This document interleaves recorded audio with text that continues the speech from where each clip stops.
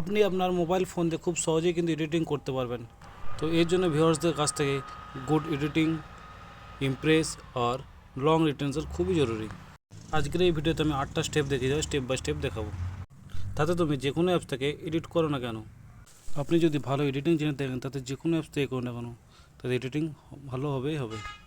তো চলো বেশি দেরি না করে শুরু করে যাক। আর হ্যাঁ, আমার চ্যানেলে যারা নতুন এসছো তারা প্লিজ চ্যানেলটা সাবস্ক্রাইব করে একটা লাইক করে দিও। আর আজকের টপিক কীভাবে প্রফেশনাল এডিট করবে।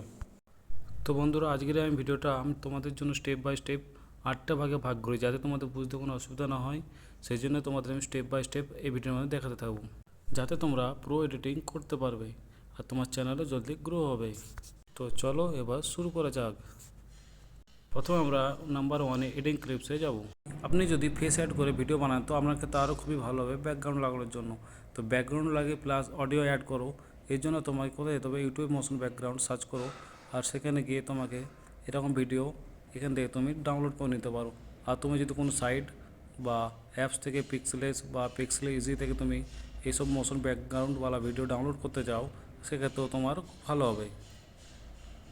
গ্যালারি থেকে আমি কিন্তু আমার এখানে একটা মোশনওয়ালা ভিডিও এখানে অ্যাড করে নেব। এখানে একটা ক্লিপস আমি কিন্তু অ্যাড করে নিয়েছি। তো তো বন্ধুরা, আমি এখানে মোশনওয়ালা ভিডিও অ্যাড করে নিয়েছি। তো মোশনওয়ালা ভিডিও অ্যাড করে নিয়ে যাওয়ার পর এখানে আমি যাব কোথায় না, পিপসে।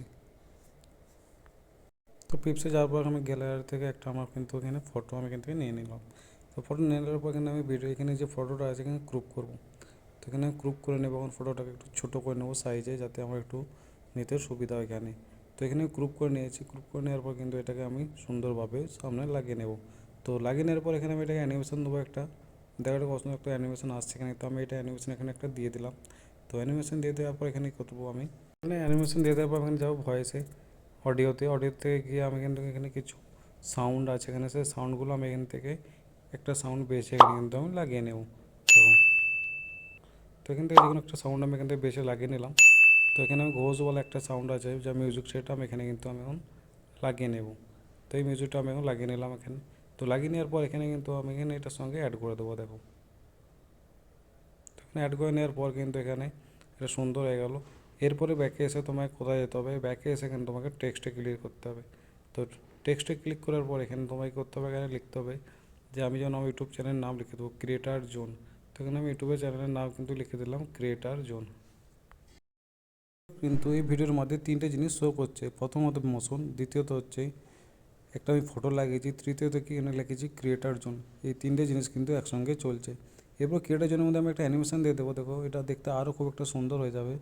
তো ক্রিয়েটার জোন লেখাটা দেখো কিন্তু সুন্দর হয়ে গেলো। এইভাবে কিন্তু প্রথম কাজ আমাদের শেষ, ক্লিপস অ্যাড। তো বন্ধু, এখানে আমি পার্ট 1-এর কাজ শেষ করে নিলাম। এরপরে ভিডিও পার্ট 2 নিয়ে আসবো। আমার ভিডিও ভালো লাগলে সাবস্ক্রাইব করে দিও।